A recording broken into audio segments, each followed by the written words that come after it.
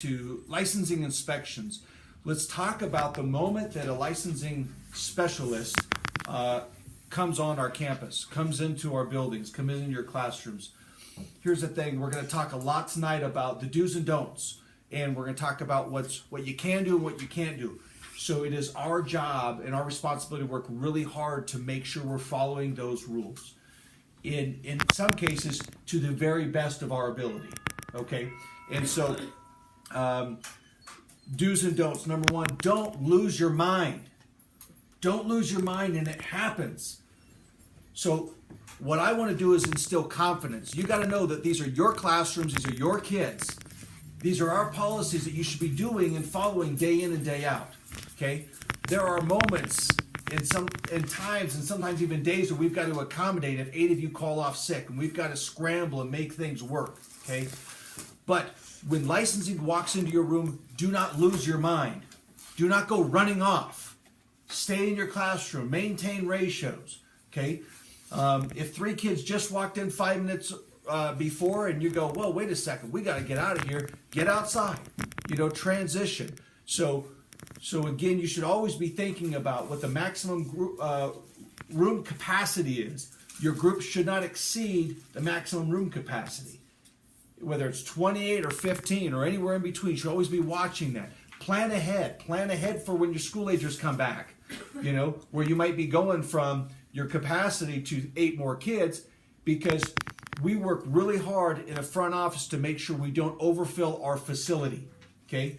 But sometimes there's options in there for us to be able to move 4 preschoolers from one building to another building, because we know that building is going to be low. Maybe it's early preschool, and let's look for opportunities, for learning opportunities for them, to do that. Okay, so let's really always work hard to maintain our correct group size, our correct ratios, and our room capacities.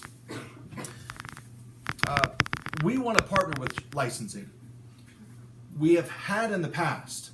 We hope there will be a partnership again in the future. Licensing is really struggling in Mason County right now in 2017 and 2018. We hope they get it together. And that's truly how we feel about that. Know your maximum group size of your kids. You got to know what your maximum group size is of infants, toddlers. Can you combine groups? What is it of early preschool, school age? You've got to know your ratios. You've got to know about the 20% rule of allowing 20% of a younger age group to include in yours. So the age group, the ratio of 4-year-olds is 1 to 12, okay? The maximum group size of 4-year-olds is 24.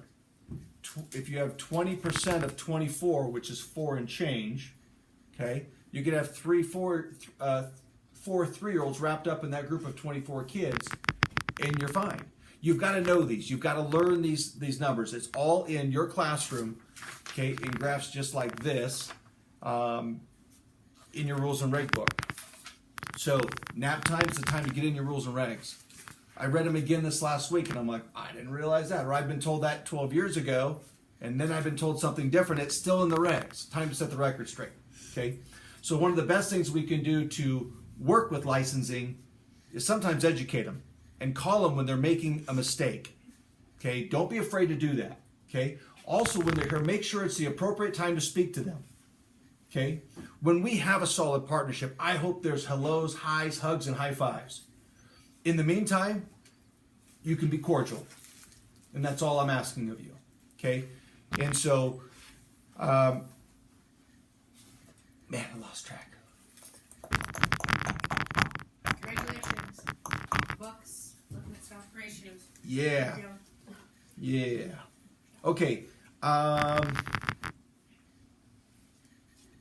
yeah. So, again, remember, there's a time and place for everything. If you and 2 other staff or 1 other staff are trying to serve lunch for 20 kids and licensing is trying to ask you questions, you're going to have to tell them, listen, time and place for everything. Right now is a time and place. This is a busy time for us. We've got to get kids served. We'd like to sit down and eat with our kids. Note that is a regulation. It's in the rule book. You need to do that. And this really isn't a good time. You're welcome to come back, check with the director, and I'd be happy to answer any or all of your questions, but at a time where I don't have to be 110% focused on my kids. Okay? So you've got to be able to tell them, this is not a good time. I'm going to need you to come back. I'm happy to be here to answer this stuff, but you're catching me at a really bad time. We're really, really busy right now. Okay? So always put the kids first, because if you don't, and they kind of make you feel like, oh, well, you're the boss. I got to do everything you say, right? Like, not pay attention to my kids and pay attention to you, and you do that, you're going to screw up and you're going to get written up. Okay? Kids first, always. Always. And just let them know that. Be nice. Be polite. Be cordial. Okay? Take responsibility for your classroom and your kids. If you're not capable of understanding the rules and regulations as a lead teacher, then you should not be in that position.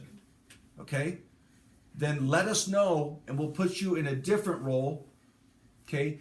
But you got to be confident. If you're filling in as a sub, let them know that. Say, I am a lead teacher and I am the lead teacher today. Normally I work in a different classroom. I will do everything in my ability to answer any questions you have. Okay?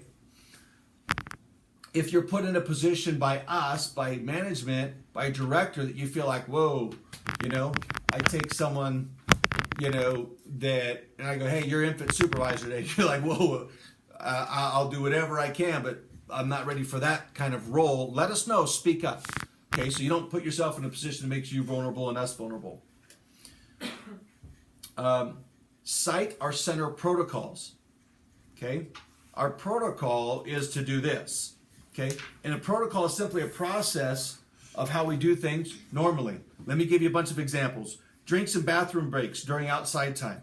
A staff will always remain at the door, vigilant, supervising children going to and from the drinking fountain and the bathrooms.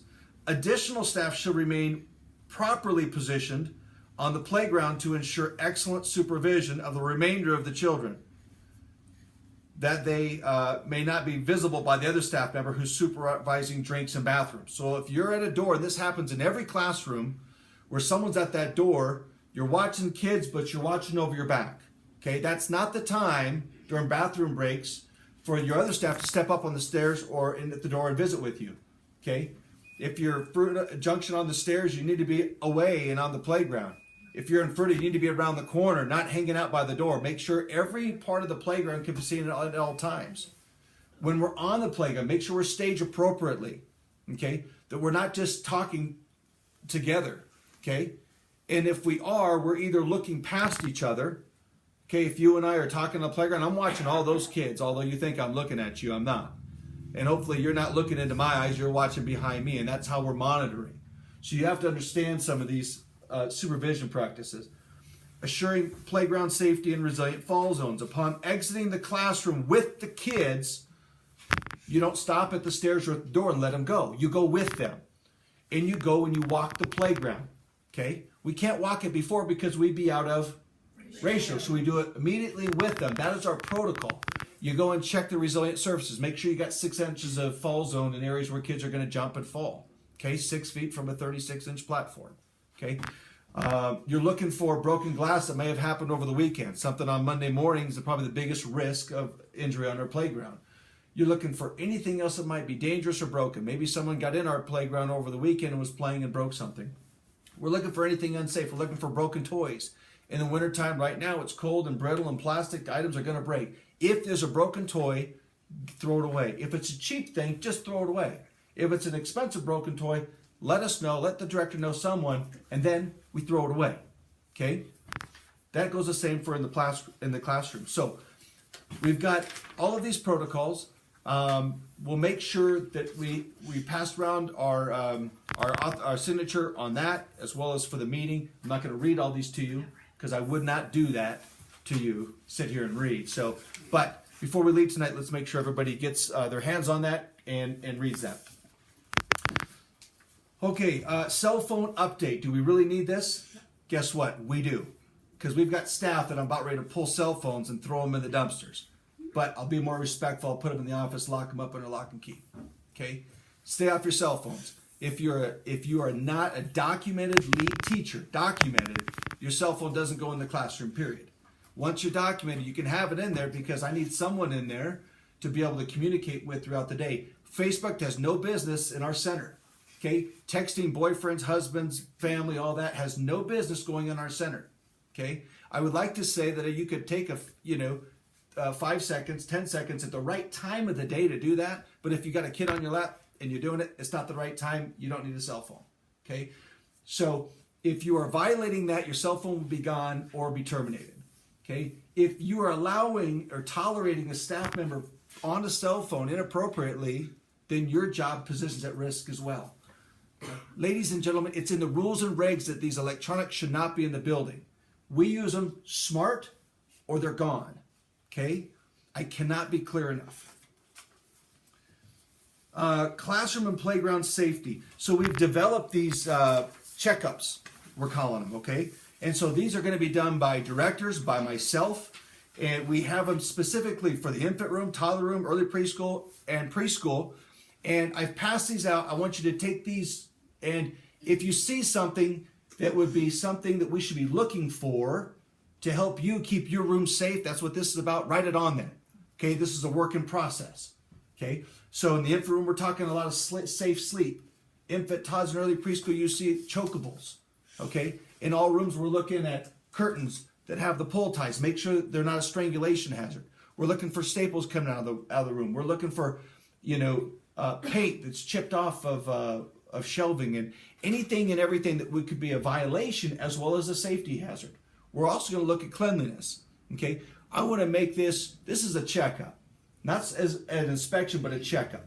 And I would love to and look forward to making this and to incentivize this, just like we did in our peer reviews. Make it so easy for the director for us to go in and go 10, 10, 10, 10, 10, 6, 10, 10, 9, and I don't know. We throw a pizza party. We take all the best staff classrooms to Mesquite. I don't know what we're going to do, but we should do something fun, right? And incentivize that because it's going to keep us on our toes, keep you on your toes, and we got to do that. We also have a checklist for the playground, and so we'll be using the same thing for the playground. So we'll be doing those checkups weekly. So someone will be coming through and just making sure everything is good, helping you out. This is the team thing on the checkup stuff to help you, help us, keep everybody safe. Rules and regs, fact or fiction. You must maintain ratios during nap time. True or false? If I ask you the question, don't answer, don't nod your head, don't even look at me.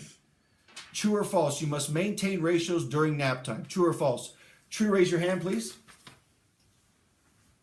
False. Those of you that say you do not need to maintain ratios during nap time, raise your hands. Yeah, you and I spoke. Okay. The answer is false. You do not and are not required to maintain ratios during nap time. Specifically,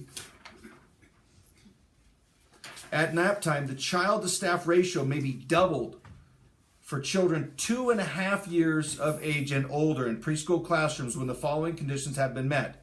At least half the children are sleeping. So we have a preschool room running 22 staff. Okay, half the kids are asleep. You can run it with one staff. Again, the other staff is on site, not off site taking a lunch break, but on site and is immediately available. Why? Fire drill. Why? Emergency. Okay. Maximum group size and room capacity are not exceeded. Well, we're never doing that. Staff member supervising children is qualified as an early childhood teacher or an assistant early childhood teacher. Got it? So we have to have a lead or an assistant on there.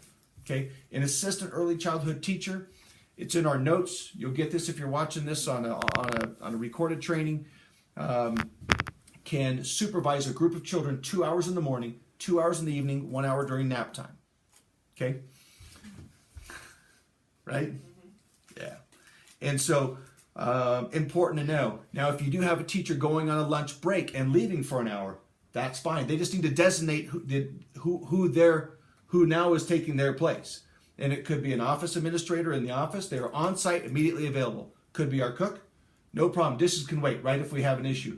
We have a third staff often that time of the day during nap time. So we must maintain proper staffing on site. One person in the classroom. Toddler rooms, infant rooms, there is no nap time, right? There's always 2 staff on board. In toddler room, we would have 2 toddler staff in the classroom. My proposed protocol for the state would be that in that situation at nap time, For toddler rooms must maintain ratios at nap time. That's our policy. Only when all children are asleep, a staff member may be permitted to step out of the room for purpose of visiting the bathroom or kitchen, which here is right around the corner. So long as you stay within earshot. You're 15 steps away within earshot. You could use the bathroom or step into the kitchen. In Fruita, that same would apply because the office is around the corner too. If you need to step in there real quick, within earshot. Okay, so there's our tots. All right. Where's my true or false? Someone must always be in charge, a supervisor, and you must know who it is. Licensing will ask you, who's in charge? Okay, if I'm on site, throw my name out there. If Debbie's on site, throw her name out there. If not, you got to know who's number 3. Okay, so both locations on the staffing schedule, on the bottom, it's been on there, it's kind of folded off. It will be on there normally. You're going to see 1, 2, 3, and probably 4. Okay, so in this case, Gino, you'll be a 3 by your name at the bottom or somewhere. Okay, so that they know, what order of people would be in charge. Okay, but we'll always have a good common understanding of who that person would be. So if it's not Gina, it might be Tanya. If it's not Tanya, it might be Riley. Okay, you don't have to have a lead teacher in charge. You must have a lead teacher available to come, or a director or a substitute director available to come to the front. Okay. All right, do's and don'ts. Do not scrub or use any force when cleaning a child. Crystal clear? Yes. We don't scrub paint, off a kid's hand. Soap and water, gentle with the paper towel. If it doesn't come off gentle, it stays there. If it's anything out of the ordinary at all, we call parent right then. Okay? Sharpie is non-toxic. You could chew on it, suck on it for a little while. You'd be all right. I don't recommend swallowing or digesting an entire one. Okay? But if a child gets Sharpie on themselves, it's not going to come off easy. Leave it on. Anything that would normally require any forceful scrubbing, even like loving scrubbing, leave it on. Okay? Let the parent know. Let the director know. Okay? Use only soap and water. Only soap and water. No other chemicals. Okay? No rubbing alcohol. No other chemicals are going to be applied to a kiddo in this kind of situation. Apply gentle pressure. Call a parent if needed. Do not lift a child by the arms, wrists, or hands. Okay? Especially when a kiddo is under 4 years old. A lot of their joints are still developing. So when we're lifting an infant, a toddler, an early preschooler, we shouldn't be lifting preschoolers and older kiddos. Grab them here. Okay? Lift from here. If your hands slide up, right? They slide up their wrists. Okay? You can guide them that way, but you're guiding. You're not supporting their weight. That means if their feet come off the ground, which toddlers will do, will they not? If you say, come on, I need you to come over here, and you're guiding them, they lift the feet, don't grab them. Just set them down. Do not support their weight. We know parents do helicopter, pull their kids off the local public bus with one arm. Come on, Junior, right? You've all seen it. Okay, we are held to a different standard. We've got to know how to properly handle kiddos. Same thing, if a kiddo's misbehaving, properly handling kiddos, right? We don't grab and rough them down and set them down with force. We don't do that. Ever. Ever. If you are that frustrated with this child, you've got to tap out with your co-teacher and say, I need you to take over Jeffrey because he's getting under my skin, and you're a normal human being. You wouldn't be if that didn't happen to you. But you've got to have that teacher mentality, that senior mentality to go, okay, I'm losing it. This kid is making so many unsafe choices. We do get frustrated. We're human. But we've got to be able to stop ourselves, breathe, and do that love and logic with patience and kindness. Okay? We've got to do that. Do assess every child every day for odd or irregular behavior. This kiddo's complaining. This kiddo never complains. This one's pale. This one just comes in and immediately goes lay down. This kiddo's not eating. What's going on? Be asking parents. If you have if it's not that big of a deal, at nap time, make a phone call. Okay? If it is a big deal, let the director know. Let us know what's going on with this kiddo. Let us know if you're going to call a parent to send a child home. They vomited or what have you.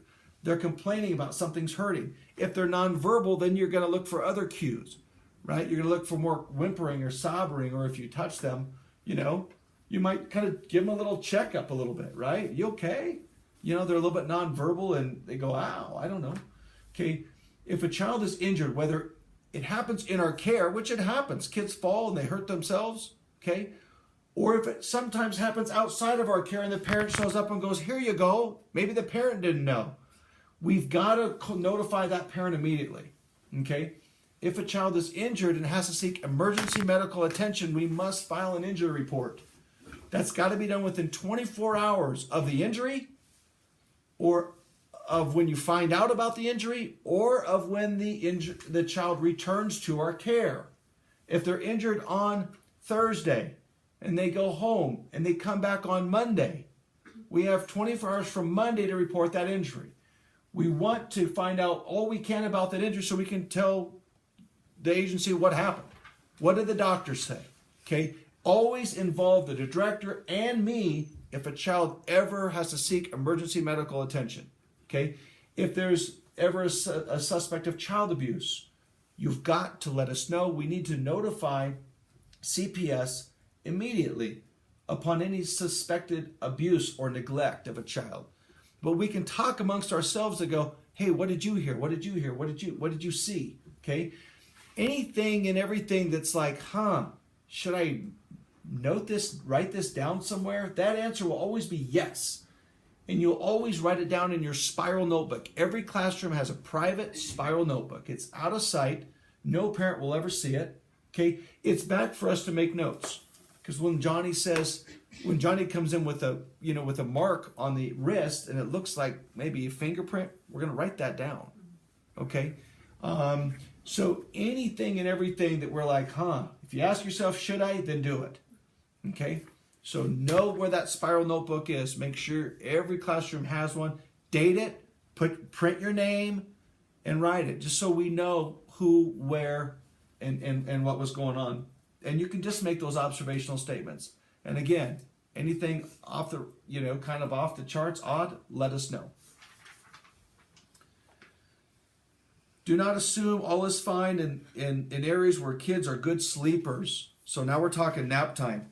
Keep direct line of sight and or maintain vigilant, direct supervision during nap times. Do identify the best visual location for supervising during nap as your home base. Okay? Every room's got it. Some rooms are teacher tables, but they're not around the corner where it's comfortable to sit down and lean up against a shelf. In Junction, you've got all these little different angles. You've got to figure out where the best one is, and then you've got to vigilantly go and walk. There is no time set on when you have to walk through the classroom, but make sure you're doing it, okay? At odd intervals, okay? Because you'll have kids that are awake they'll hear you coming, right? So tiptoe sometimes. Don't let them know you're coming, because they'll do that, okay? So always, always, always, if kids are down, we should have at least one staff in that critical spot. Never around the corner.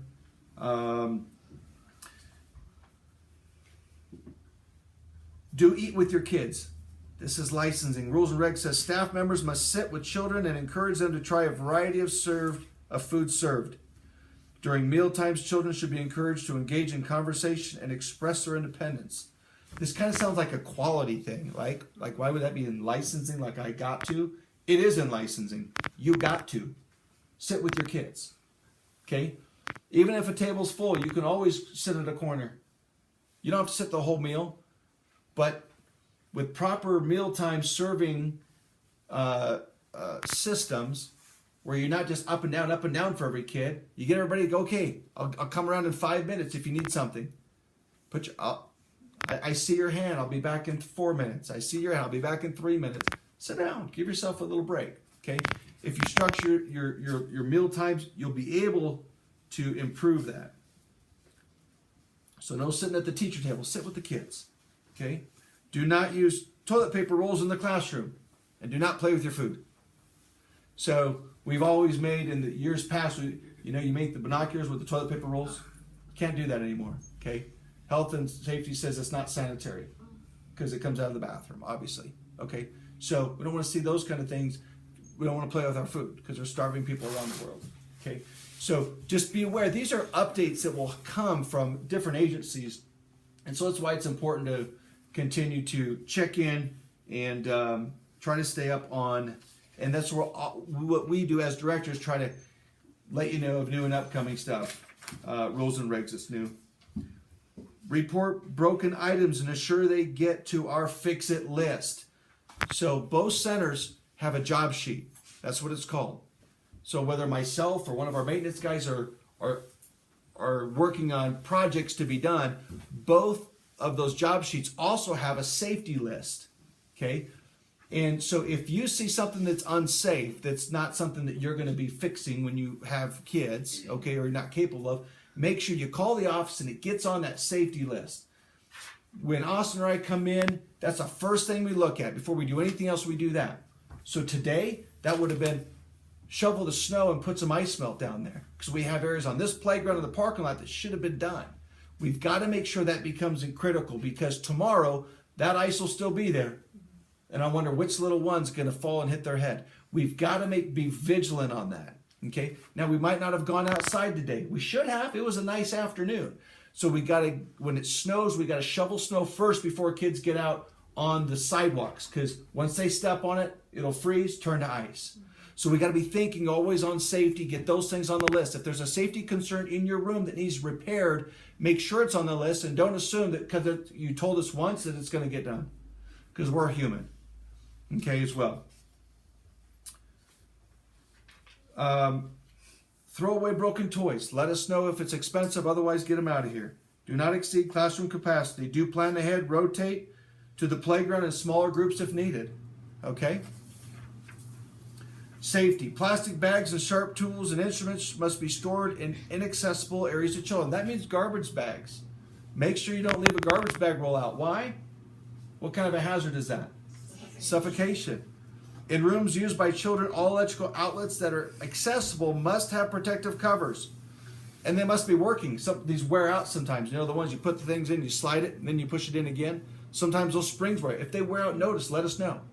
I just ordered about 18 more for each site, just so we always can throw a new one on there if we have that. If it's an old school plug and you got the plastic things, make sure you use that, okay? Staples must be inaccessible to children less than 3 years of age. So early preschool, tots, infants, no staples low that can be accessible or pulled out of the wall. If we're using them, we got to make sure we're following up. We've got to make sure that we pull stuff off the wall, that we don't have staples on the carpet that fall, that don't get vacuumed up. We really just got to watch for those. Thumbtacks must not be used in accessible areas to children less than 3 years of age. Okay, so staples we use a lot on the walls. Thumbtacks, I love the clothespins. Those are fantastic. So let's think of safe ways to hang art. Okay, great idea, love it. Okay, window blind cords, right? If you have them, make sure they're up, that they're not hanging down where a kiddo could get on there, because that would be what kind of a hazard? Strangulation.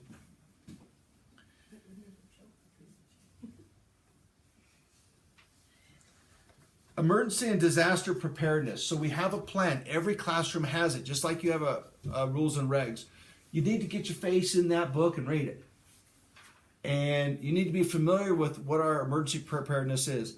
You need to know where we would go in each classroom if we had a threat or shooter on the property. Okay, where are we going? Okay, where is the safe room? It's designated in every emergency plan. You need to know where that is. You need to know where we're going to evacuate to. Okay, every quarter, every 3 months, we're going to have these drills. We'll start with the fire drill probably. Actually, we end with the fire drill because then we go outside, right? We'll do like a shelter in place. Okay, nobody in, nobody out. Then we'll go to lockdown where we're like, shh, get in a quiet area. And then we go to shelter in place where we feel there's a threat on the property. And then you're thinking, how do we protect ourselves if a threat enters the building? And what's the best weapon you have in every classroom? fire extinguisher. Got it? Because it will disable their vision and it'll hurt like a son of a gun when you whap them with it. Okay? And then you got to be thinking about, how am I getting out? You know, he comes in the front door. Can I get out the back door with my kids? So all these things we need to think about, and we'll do a fire drill as well. Okay? Releasing a child to an adult.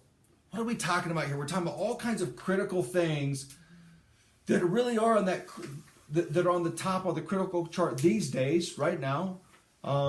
Make sure you're releasing it to a proper parent. Make sure you're IDing. Sometimes we think of our newest gals are like, oh, I'm kind of shy. Hi, oh, you're Jeremy's mom. Okay, you look nice. He kind of looks like you. Right? We can't do that. Introduce yourself. Make sure you encourage our new staff to introduce themselves. Hi, I'm Miss Jamie. What's your name? Who's your kiddo? Okay, great.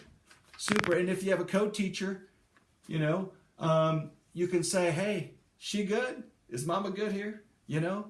But be verbal so that they hear you saying that. Okay? Don't do this. Hey, is she okay? She goes, okay. And let her go. Because that mom goes home, tells her husband, new girl, didn't even ID me. Because you were changing a diaper. They didn't see you because you saw her. Be verbal. Say, hey, Tanya gave me the okay. Nice to meet you. Let them know you know who they are. Uncle, aunt, parent, doesn't matter. If they go, I don't have my driver's license. Well, how'd you get here?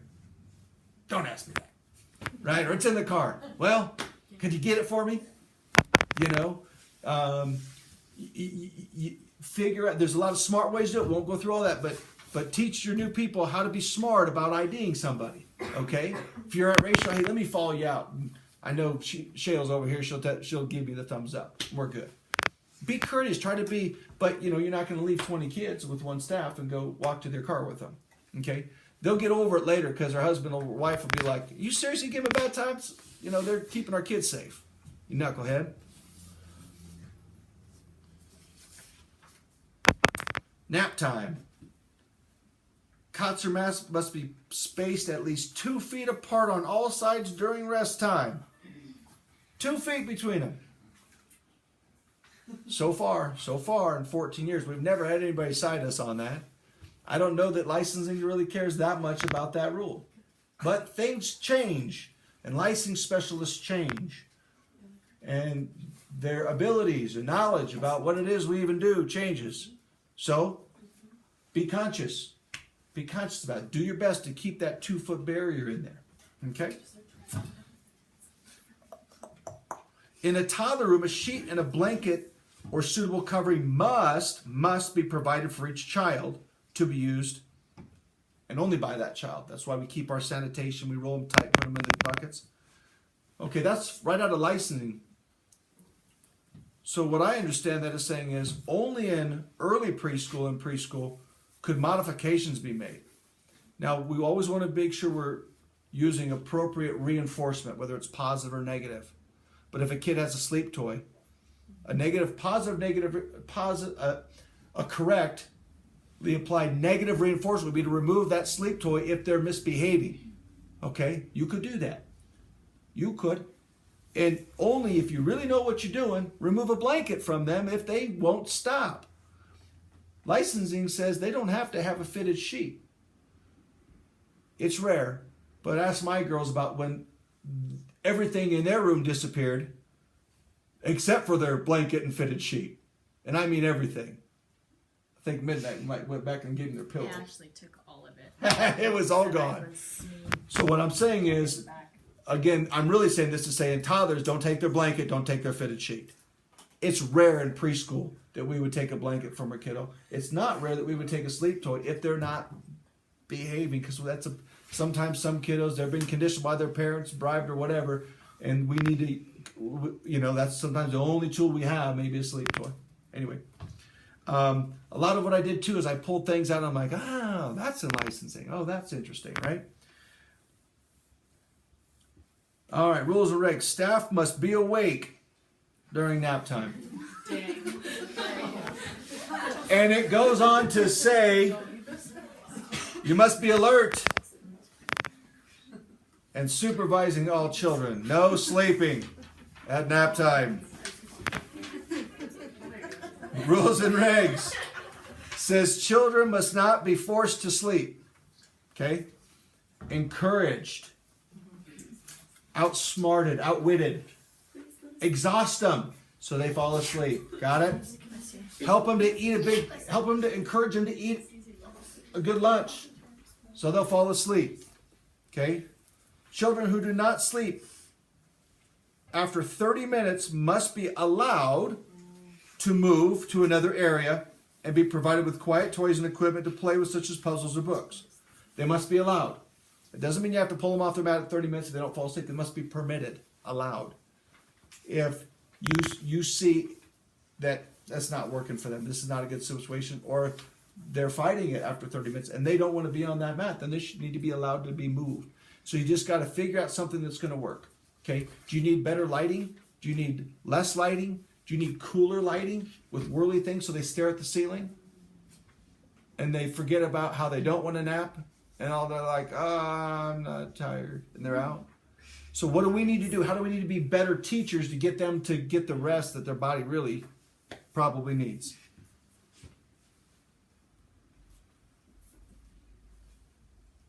Children must be allowed to leave their napping area within 10 minutes of waking. Okay? Again, they must be allowed. Doesn't mean you have to get them off the mat after 10 minutes. There's other things you could do for them if they're a little bit waking up early. Maybe they're a good sleeper, well behaved, but you give them a fidget. You know? Something appropriate, right? We know what's appropriate.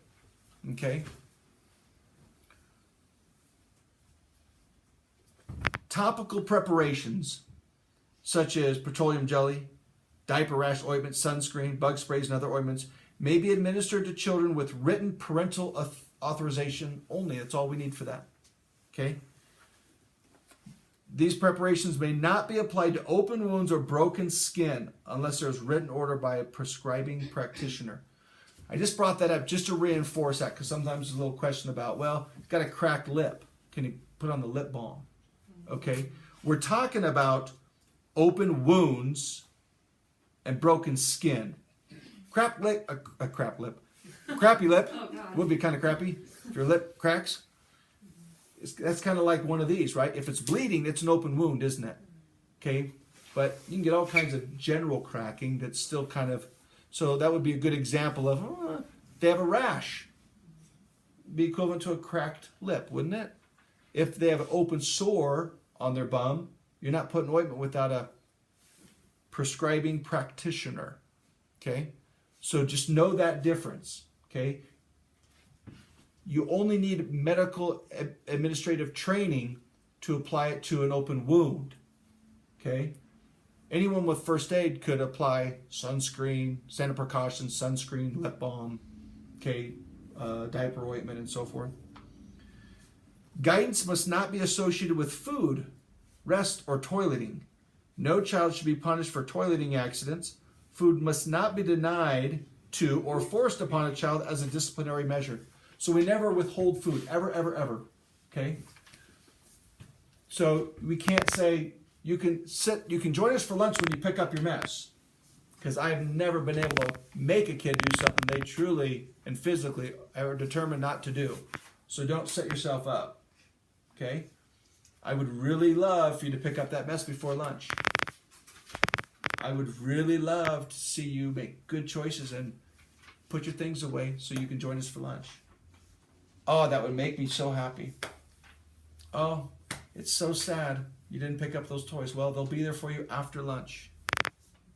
You're all done great. I'd love for you to pick up those toys before nap. Oh, it's making me so sad. Those toys will be there when you wake up. Got it? Well, we're not withholding anything. I'm in charge in all those situations. Okay? Again, think about this. Guidance must not be associated with food. Okay? So we really want to be careful when it comes to things like Skittles, things like treats for good behavior, because we're rewarding with food. Okay? It's one of those things that's commonly accepted. Not everybody's crazy about it. Licensing, health department, others using food as a, if you do this, I'll get you this, You ever hear this? Hey, if you clean your room, I'll take you out to ice cream. Right? Never happened. Like I said, it's commonly accepted. But we just want to be conscious that we're using food appropriately. Okay? Television and video viewing is prohibited for children less than 2 years of age. So our ones don't do any screen time. Okay? For children 2 and older, television, recorded media, video, limited to 30 hours, 30 minutes. 30 minutes, minutes. 30 minutes per week. Okay?